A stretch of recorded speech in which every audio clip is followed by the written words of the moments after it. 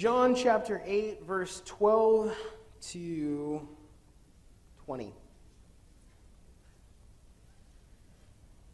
Jesus spoke to the people once more and said, "I am the light of the world. If you follow me, you won't have to walk in darkness, because you will have the light that leads to life." The Pharisees replied, "You're making those claims about yourself. Such testimony is not valid." Jesus told them, "These claims are valid, even though I make them about myself. For I know where I came from and where I'm going, but you don't know this about me. You judge me by human standards, but I do not judge anyone. And if I did, my judgment would be correct in every respect, because I am not alone. The Father who sent me is with me. Your own law says that if two people agree about something, their witness is accepted as fact. I am one witness, and my Father who sent me is the other." "Where is your Father?" they asked. Jesus answered, "Since you don't know who I am, you don't know who my Father is. If you knew me, you would also know my Father." Jesus made these statements while he was teaching in the section of the temple known as the treasury, but he was not arrested because his time had not yet come.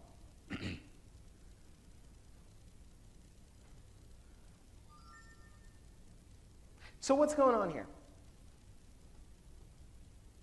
Jesus makes what some people might consider to be somewhat cryptic statements about his Father, about who he is in regard to his Father. He talks about the law and talks about being his own witness and all sorts of stuff. What's really going on here?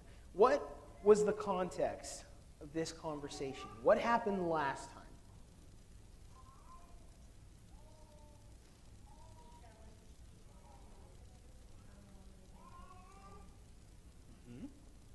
So Jesus was teaching. And last time, you find that Jesus was teaching, and in the middle of his teaching, the Pharisees break into the crowd that he's teaching in and throw a woman in front of him. And then they challenge him, and then he challenges them on the basis of their own law. Okay? This is really a continuation of this part. John chapter 8 is really interesting in regard to the Pharisees, because the Pharisees do not give him simple challenges. They're very complex challenges. We might think of them as simple, but they're not actually simple. On top of it, how many times do they stop him?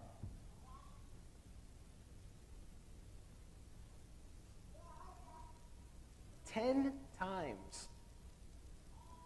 In John chapter 8, you see the Pharisees. My mic is really hot, by the way. In John chapter 8, you see the Pharisees interrupt and challenge Jesus 10 times in the middle of his conversation. And there's a couple reasons for that. John chapter 8 is really interesting because whereas in other places you see people not really understanding who Jesus is or what he's claiming, here we see the opposite. Here we see that the Pharisees really sort of understand what Jesus is claiming. They don't like what they're hearing, and that's why they're having a problem. So the Pharisees challenge Jesus 10 times during this. And we see Jesus step outside of that challenge and sort of spin it back to them and give it back to them and ask them to stand up to their own standards. But now Jesus is about to get really heavy with them. So, what you should probably understand about the setting of this. I gave you the political setting. Let me give you the physical setting of what's going on. The Jews have a feast. It's called the Feast of the Tabernacles. It takes place over several days. I think it's a week, but it's over several days period, okay? And during this feast, the Feast of the Tabernacles, we find that the Jews are celebrating the way that God led them out of Egypt.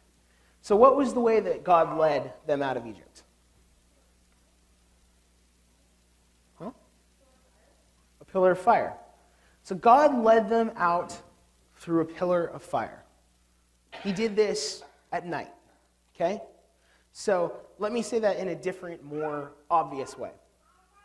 God, in the darkness, led the Jews out as a pillar of fire. Now, the way that the Jews would celebrate this during the Feast of the Tabernacles is in the beginning of the Feast of the Tabernacles, the Jews would light these really ornate candelabras, lamps, essentially. And they would keep them going all night long. And they had priests that would constantly be going with lighters, not the way we think of, torches, okay? And they would light up the night. Now, think about this from the standpoint of a not even medieval culture, but not even a third world culture. You know, in third world countries, we have electricity. There's like brownouts and things like that, right? Do they have electricity back then? Or could they harness electricity back then? No. They were not able to harness electricity. So at night, where did light come from? Candle, fire. And if you were to look at a city at night, would it look anything like what it looks like now? No, it wouldn't. It was dark. There would be a few lights, but essentially when the sun went down, the city went down too, okay? Except during the Feast of the Tabernacles. During the Feast of the Tabernacles, those candelabras were lit up, and the Jewish temple was lit up. I mean, it was lit up. It was like high, okay? So, play on lit up. So, the temple was lit up like a Christmas tree. And it was shining bright in the middle of the night for everybody to see. I did not mean that to rhyme. This was done for most of the week. But by the end of the week, when Jesus starts to preach, they stop lighting for the ceremony. So what major thing was present in the minds of the Pharisees and the Jews? The light.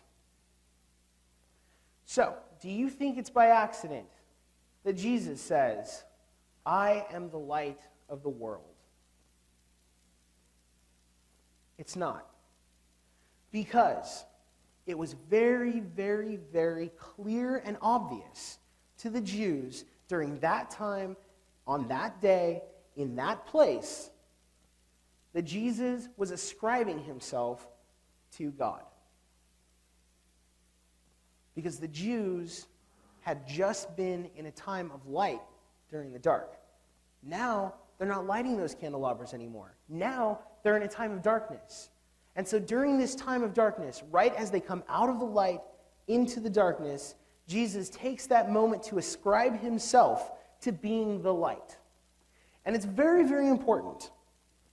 It's very important because they were taught to view God in terms of light. Looking back at Psalms 27, verse 1. Someone want to read that?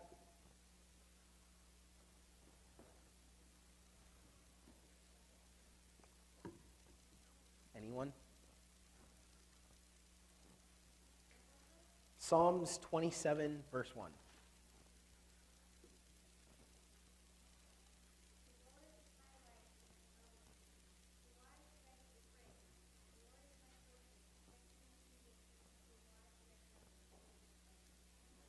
The Israelites were trained to sing that song, a Psalm of David. They were 27:1. The Israelites were trained to sing that song. In fact, there's a song that we have, we don't ever sing it, but it is a worship song that says the exact same thing. He's my light, he's my fortress, he's my deliverer, in him will I trust. Praise the name of Jesus. So, the Israelites were trained to think of God as light. The Messiah was going to come as the light of the world. When Jesus steps before them at the end of the Feast of the Tabernacles and he says, I am the light of the world, he is proclaiming himself to be the Messiah. And he's proclaiming himself to be the Messiah at a time when it was very, very obvious, when light as God was at the forefront of the minds and imaginations and the hearts of the Jews and the leaders. But does Jesus do this in quiet, off in the ghetto? No. Where does he do it?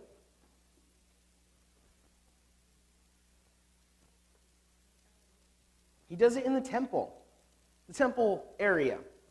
He does it in the temple. Specifically, where he talks about light in the temple area is in a place called the Court of Women. Now, the Court of Women, which is, awesome, because Jesus always gives credit to women, but the Court of Women is a place where they've got these, 13 offering plates, essentially. Way more ornate than that. So it's essentially the treasury of the temple.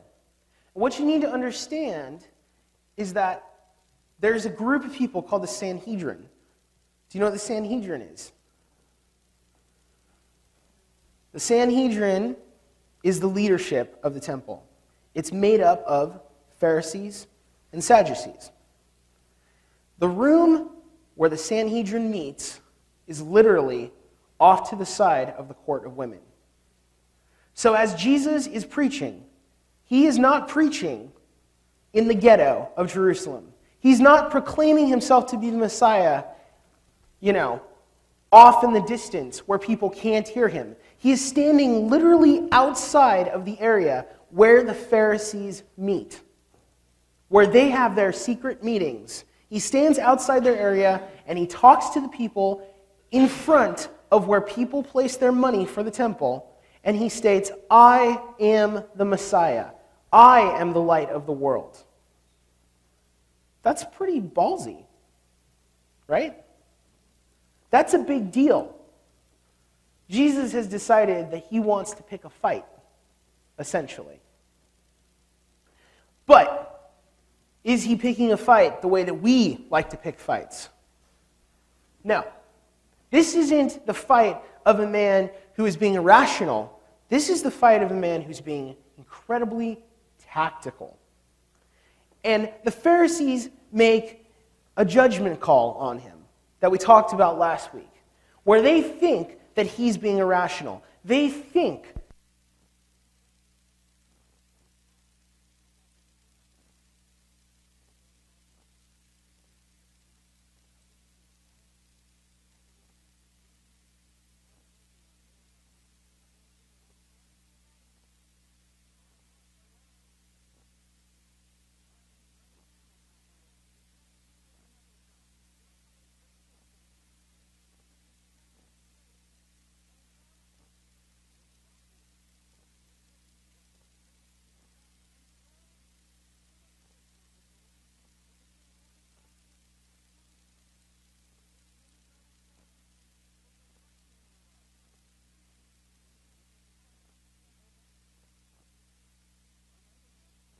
last time, right?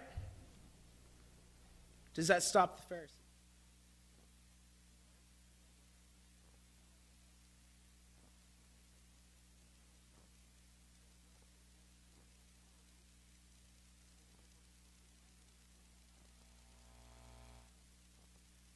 The Pharisees prove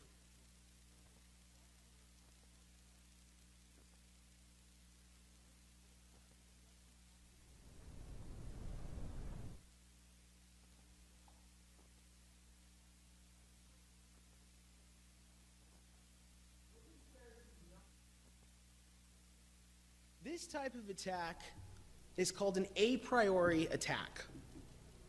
Do you know what that means?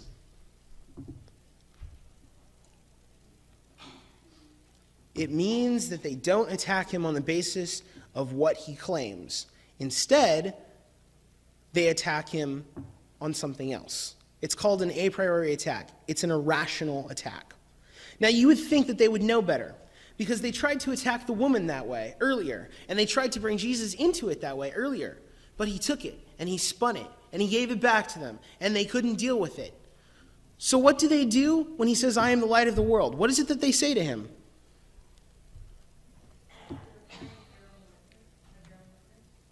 Right. They don't say, "No, you're not." They say, "You can't claim that."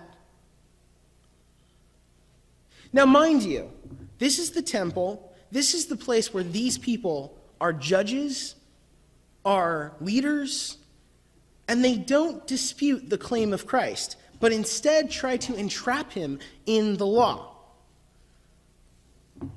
They try to use his own argument against him. What argument am I talking about?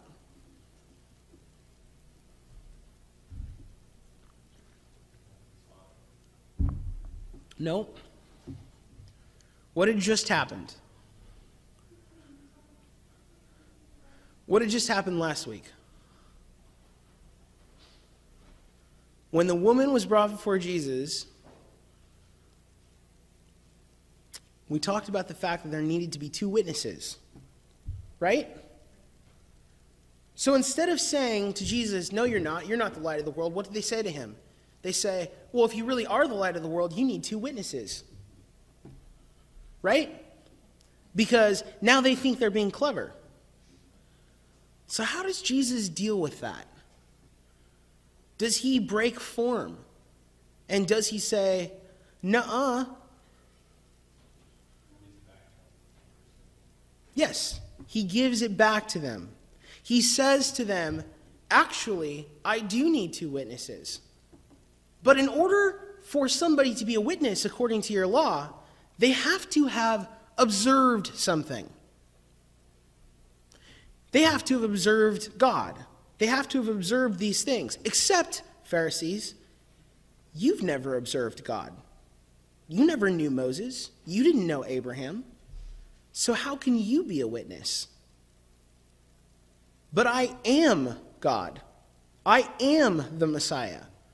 And so I've observed Abraham, and I've observed God, so that makes me a witness. So instead of Jesus being thrown for a loop, Jesus gives it right back to them.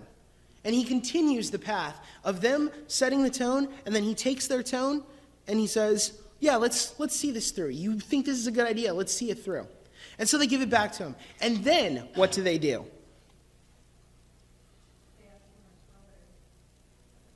They ask him where his father is. This is a really important thing. Why? Jesus says, I am a witness and my Father is a witness. Is Jesus being clever when he says his Father is a witness? Who's he speaking of? He's talking about God. Who do you think the Pharisees were speaking of? Joseph. So what do you think they were doing?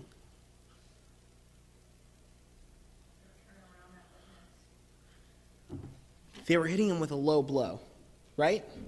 Because it is a well-known fact that Jesus, in Jewish culture, had Joseph not chosen to marry Mary, would have been an illegitimate child without a father. So now the Pharisees have gone even further, because it's not just an a priori attack. Now they've decided to attack his paternity. They've decided to attack his personhood. They've said, you're going to speak about having fathers? Where's your father, you illegitimate bastard? That's what this is saying. That is what the Pharisees were doing to Christ.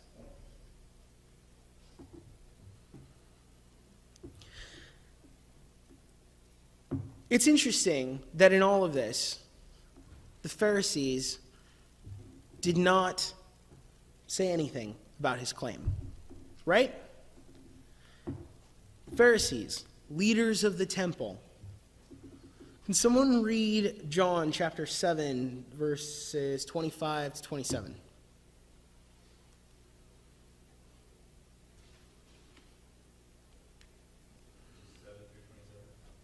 Chapter 7, 25 through 27.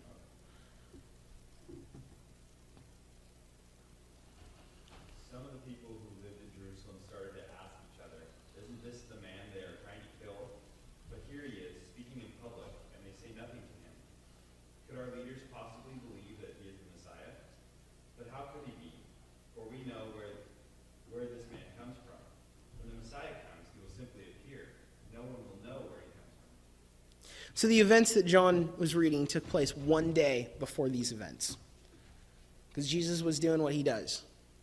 And during that time, the people, and mind you, they would be saying the exact same thing because it wasn't done, the people were asking themselves, aren't these people the leaders of the temple? Why don't they just get rid of them? What was one thing that really impressed the people about Jesus in regard to the Pharisees? It's not just that he stood up to them.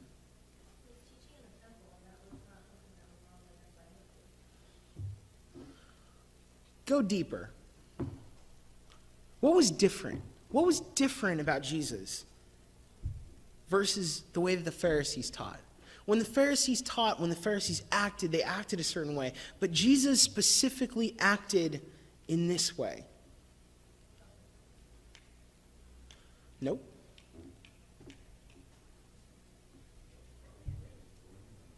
Commanding. The term is with authority. Jesus was known by the people to speak with authority. The Pharisees don't speak with authority. They speak with an air of, I'm better than you. But Jesus, when he spoke like he believed it. Now he's speaking with authority in the temple, the place where the Pharisees have authority. And yet, the Pharisees seem to have no authority to stop him, to throw him out. And he's not doing that off in the far places of the temple. He's doing it right next to their meeting space. Again, it's very ballsy. And so, they're getting flustered. And they're making low jabs at him. They're calling him a bastard. And how does Jesus react to that?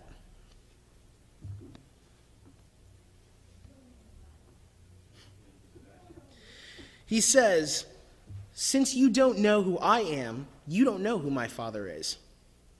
If you knew me, you would also know my Father. Instead, he turns it back to them, and he says, yeah, that's right. You don't know who my Father is. You say, where's my Father? Yeah, you're right. You don't know who my Father is. Because you're incompetent, because you're ignorant, because you don't know who I am. And here's where we see Jesus start to steer the ship. He starts to put it into the direction. Up to this point, Jesus has sort of let them do their thing. He's taken it and he's run with it. But now they start to attack him on the basis of who he is. And at this point, Jesus says, okay, now we're going to get rough. And eventually this confrontation, which we'll read on next week and further, leads to his most profound statement. Before Abraham was, I am. And at that point, they are so desperate that there's nothing they can do. They can't hit him with low blows, sticks and stones. They can't do that to him. So then what do? They decide they have to kill him. Because, that's the next natural step, of course. Can't do it. You can't pick on your enemies. You can't bully them. Kill them. So, yeah.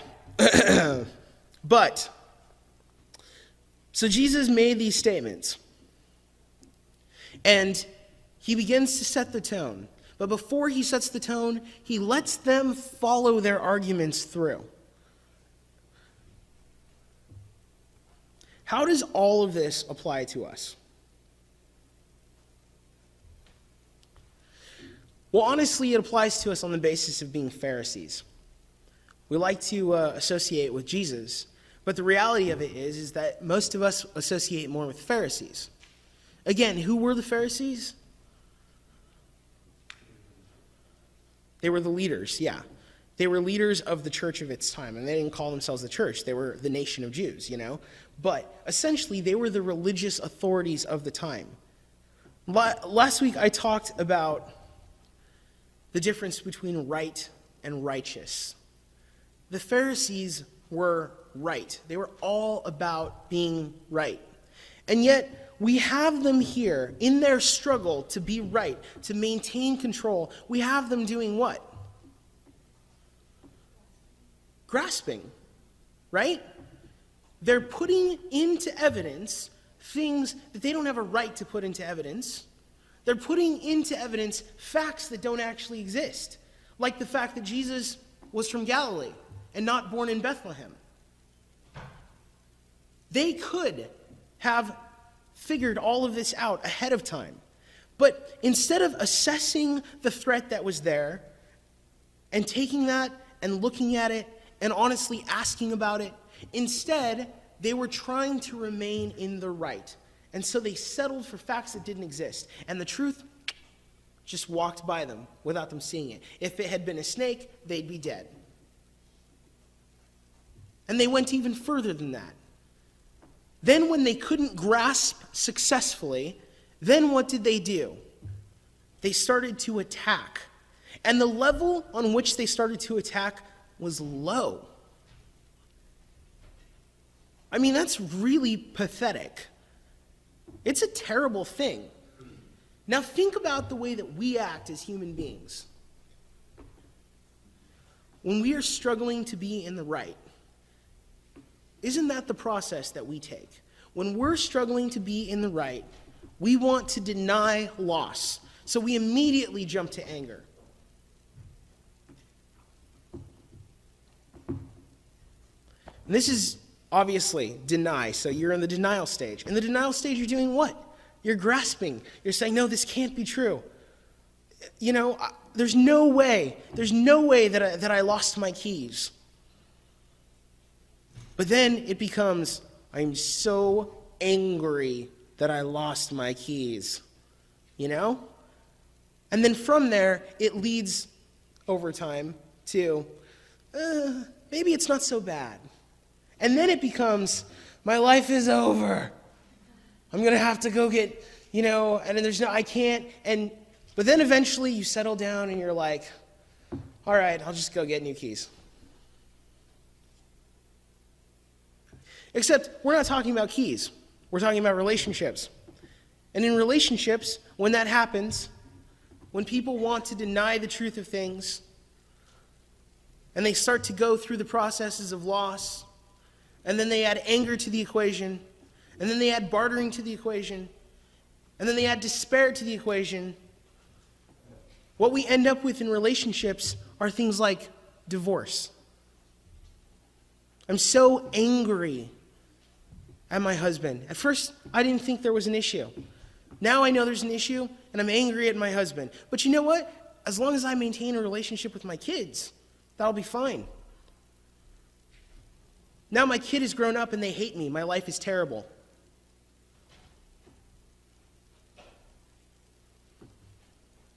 The Pharisees were doing just that. And when I talk about divorce, it seems like it doesn't apply, but it actually does. Because what relationship are we talking about here?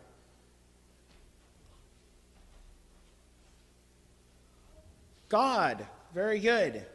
And the Pharisees had a prime relationship with God. And the Pharisees didn't want to admit that they had a problem.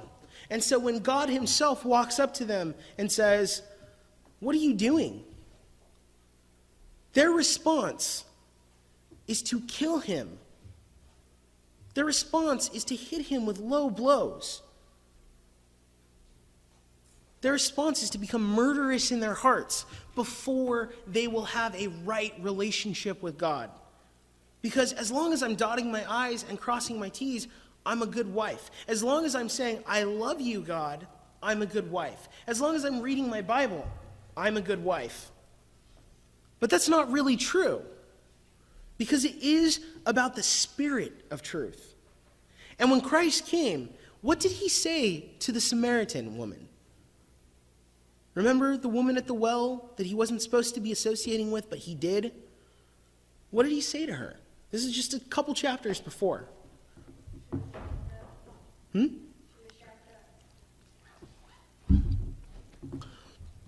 He said, yes, he revealed the truth of things.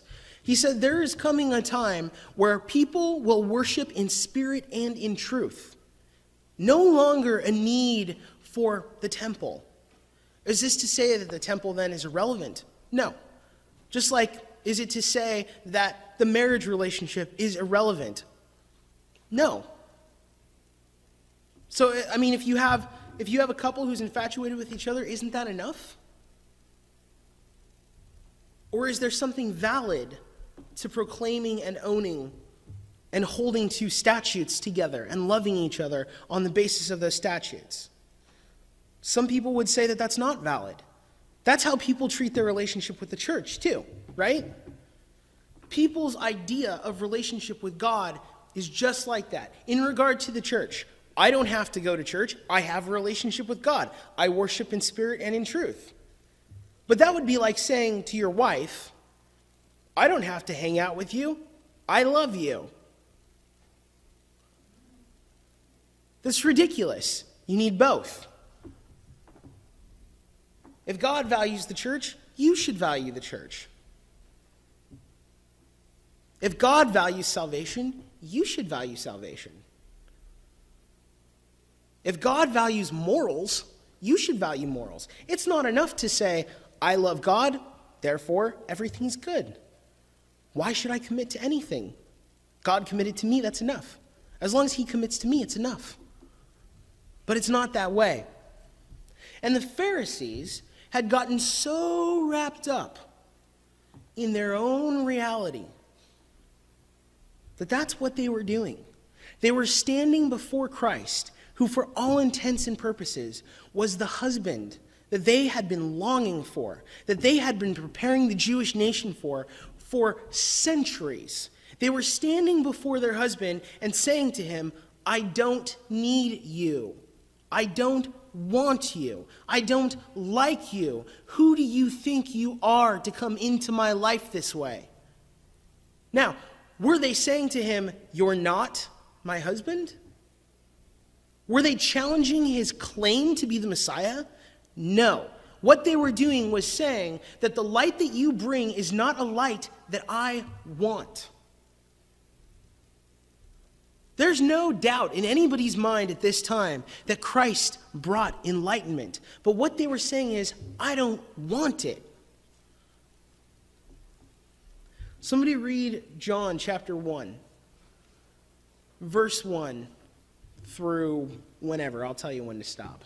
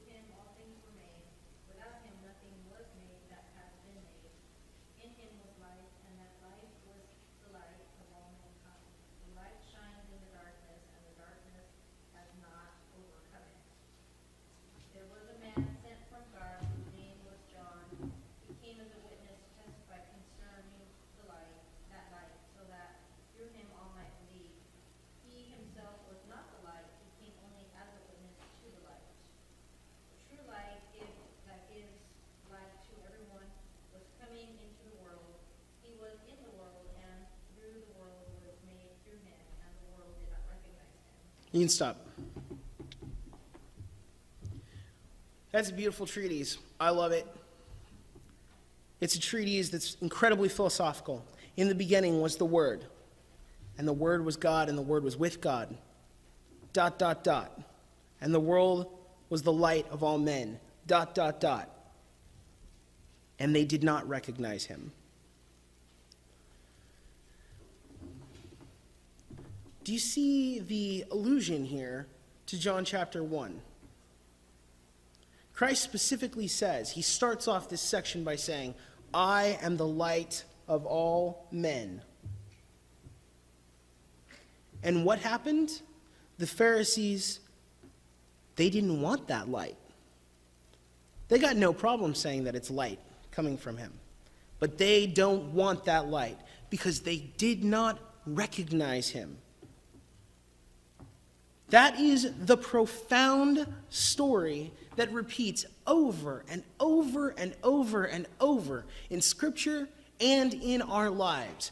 God establishes himself a certain way. He takes it from us. We bend him over and he takes it from us. Just so that we will possibly have the chance of understanding who he is. But we don't. Instead, we discard him when we're done. You think that that's graphic. You think that that's possibly ridiculous. It's not graphic. God states very, very clearly that the relationships that we have with other things are adulterous and that he is a jealous God. He's so profoundly abhorrent about the way that we treat him that he once sent a prophet to go get married to a whore and then have her whore around on that prophet so that that prophet could speak very clearly about how it feels to have a wife that does that to him. So when the darkness tries to take him over, and when the people do not comprehend that he is the light of the world, and that he is the Messiah, and he is their love, it's a big deal. It is a deep, profound, gaping wound for God. And then to take it as the man Jesus and go one step further and say, you're a bastard. Not the way that we say, you're a bastard, you killed Kenny. But to literally say, you have no father on top of it. Can you imagine saying that to your significant other? To hurt their feelings?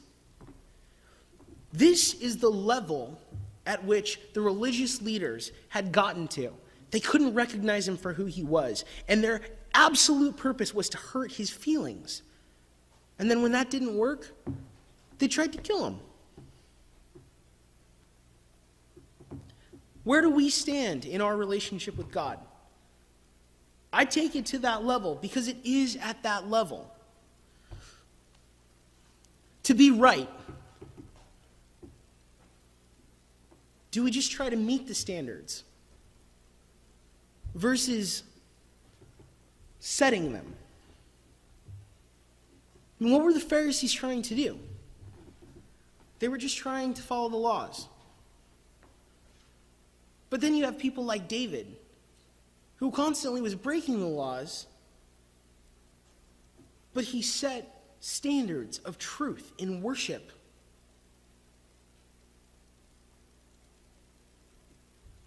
To be right, do we hide our downfalls versus own our shortcomings? Do we accept the fact that we're flawed and give that to our significant other? And obviously, when I'm saying significant other, I mean God, but that can apply. Do we accept that we're flawed and stand naked before God, or do we hide that? To be right, do we speak instead of listen?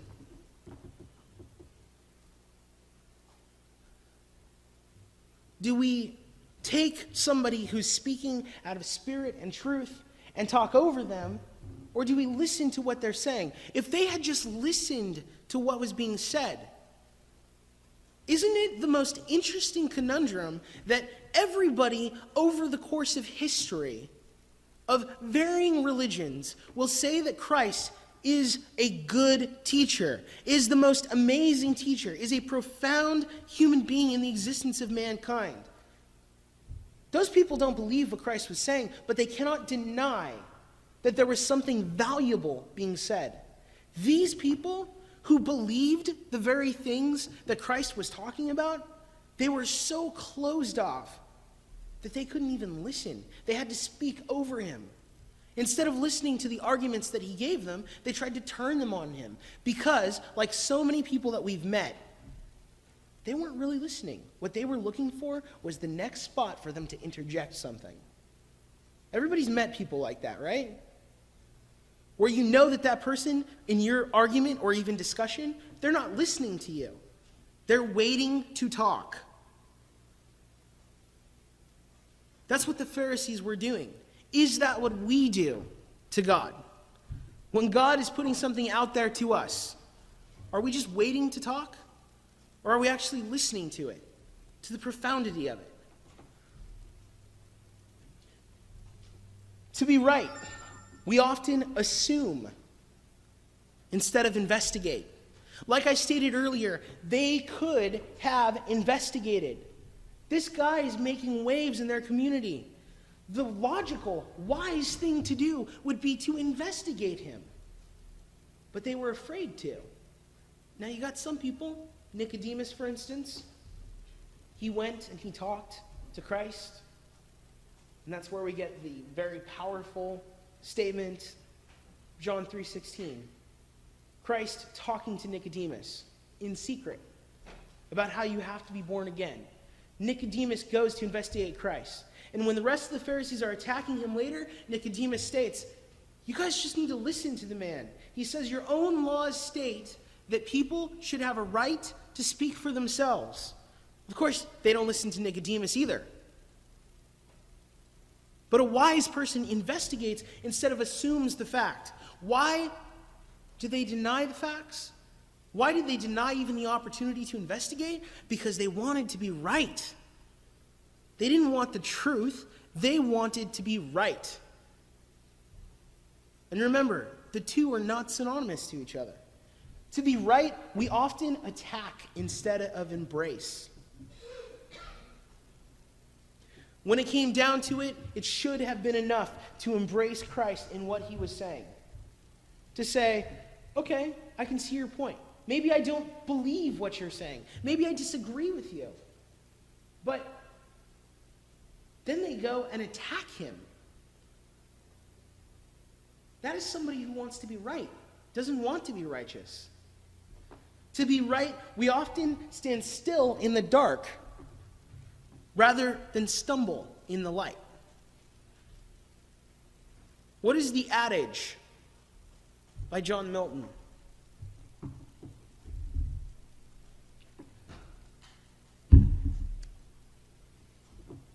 Come on, I love doing this to you guys. John Milton, let's think about this. John Milton was a character played by Al Pacino in The Devil's Advocate. No, that's not the one. John Milton wrote Paradise Lost with Bradley. And what was it that John Milton said through the auspices of Lucifer in Paradise Lost? It is better to reign in hell than serve in heaven.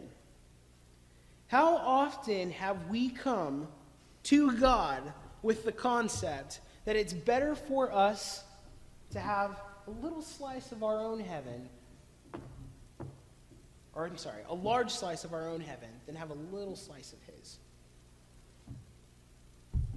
Better to take it now than possibly never get it later. Better to reign in hell than serve in heaven. The righteous man is willing to stumble in the light, is willing to be blinded to figure it out. A person who just wants to be right, they stand still. How many of you know a person, or perhaps are a person, in your life who rather than be wrong, will just stand still? Be honest with yourselves. How many of you are so afraid to make a move that you won't even make a move so that you can't be wrong? We all know people like that, right? Out of paranoia and fear, they try to do what they think is right, to stay in the right, and life goes by, and all of a sudden 10 years have gone by, and what you thought was protecting your life actually was wasting it. That is the person who wants to be right. But a righteous man like David is willing to rip off his clothes and run naked before God, even if it may not be right. And believe it or not, God rewards that. The righteous know God, and they listen for his voice.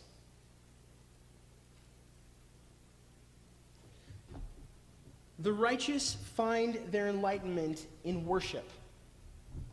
They find it by spirit, by truth, and relationship. How is it that the right find enlightenment.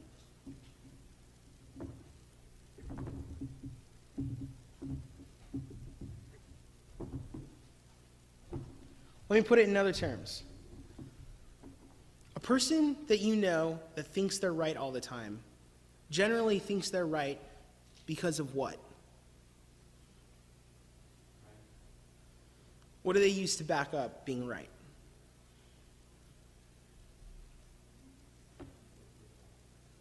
Fact.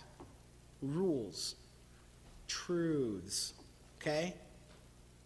People who are right back up themselves by facts. But you know what? Sometimes that's not enough. I think of the case of William Calley. Who knows what I'm talking about? World War II. Actually, it was Vietnam. William Calley in Vietnam. Or how about the Nuremberg trials? These men served their country. They were following orders. They did what was right. Except, regardless of the fact that they can back up that they did what was right, they were wrong. They were wrong in here.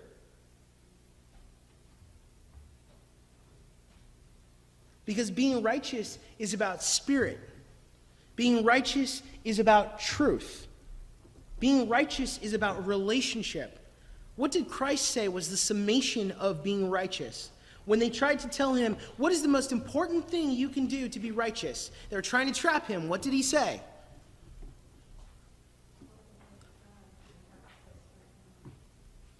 Love God with your heart, soul, spirit, mind, and love your neighbor as yourself. It wasn't, let me think about what rules make you right, and then I'll find the best one for you. It was, it's not about that, guys. I can break it down for you simply.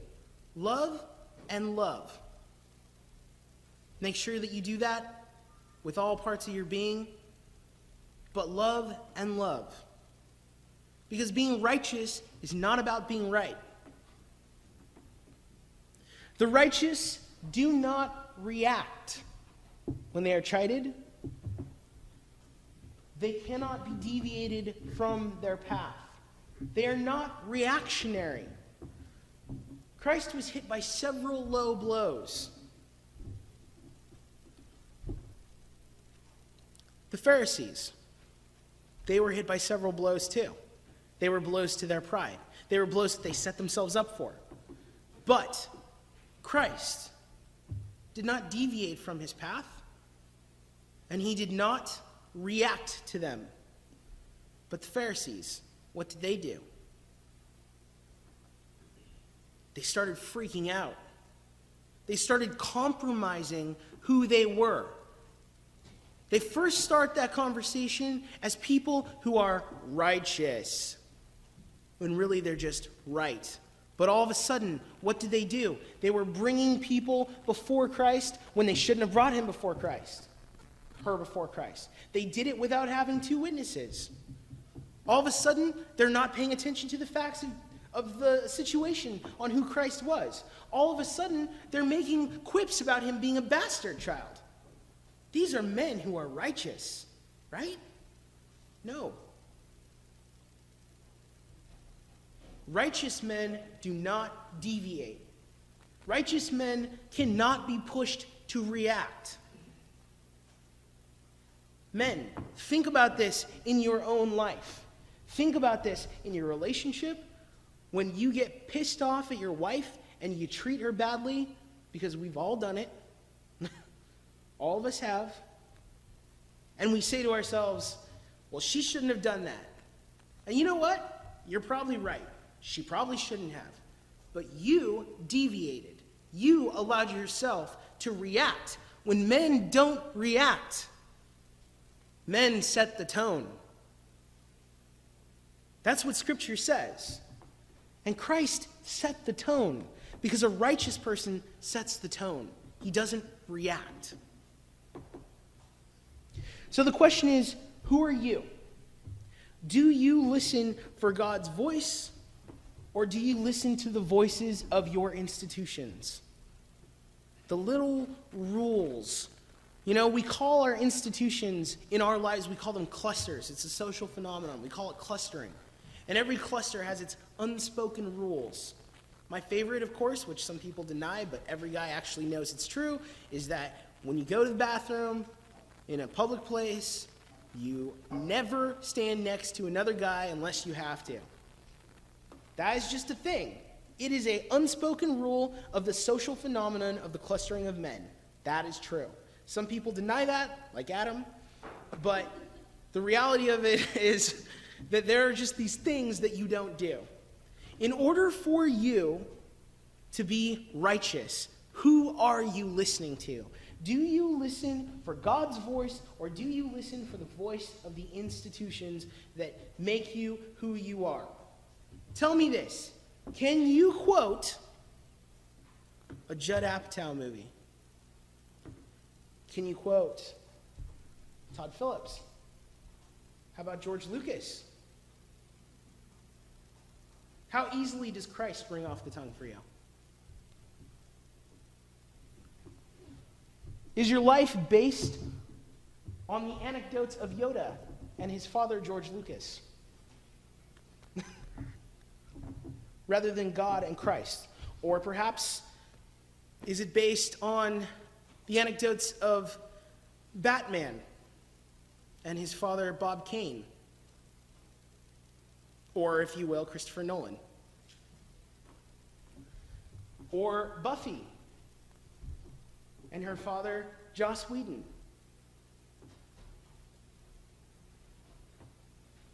What is it that you have decided is the institution in your life? What are you relying on to make you righteous? When you say, I'm going to make a go of it, is your mantra, do or do not, there is no try. Do or do not, there is no try. To make it happen? Or is it, let your yes be yes and your no be no? Because one of those fails to stand up when it's being persecuted. If you couldn't tell, it's the Star Wars one. Where do you find your enlightenment? And then, what is the consequence of finding your enlightenment somewhere that's not from God?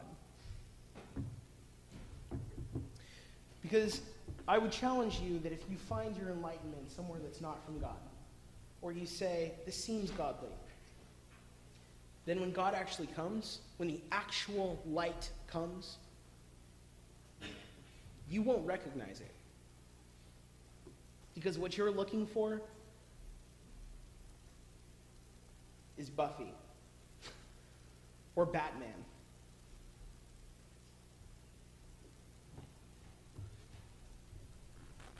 And that's hard for me to say. I'm just throwing that out there. So, are you standing with Christ, or are you on the other side? Are you one of those people who thinks they're smart, but is really grasping and making these low jabs? Do you laugh when people are making jabs at God, Christ? Do you laugh when the supposed leadership is making jabs at the normal people?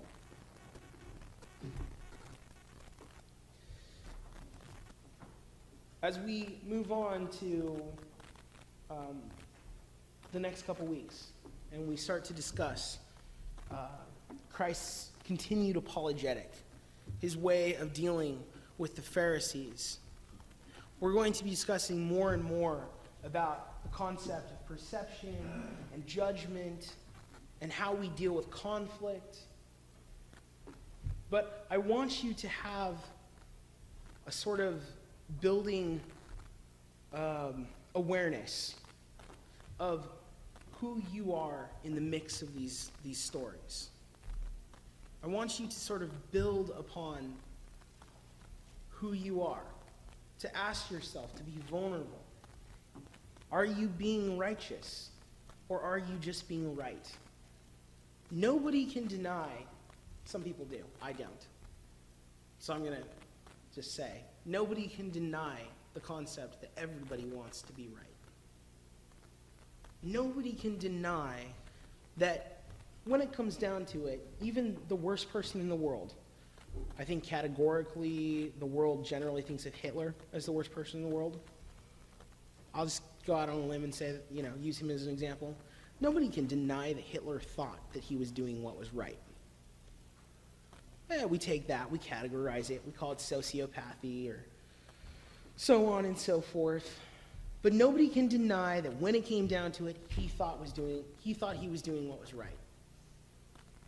Nobody can deny that the great villains of all time are great because when we make them more than one-dimensional, they are people who thought they were doing what was right. Emperor Palpatine thought he was doing what was right. Certainly, for a time, he did. Certainly, for a time, Caesar was doing what was right too. But, like Palpatine, or rather like Caesar, it got to his head, and he ended up doing something that was incredibly wrong. Nobody can deny that the Pharisees were doing what was right. They were trying to be relevant with Scripture. But there's just something about it. Nobody can deny that Eve thought that she was doing what was right. She took a look at that fruit and she said, "Man, that looks good."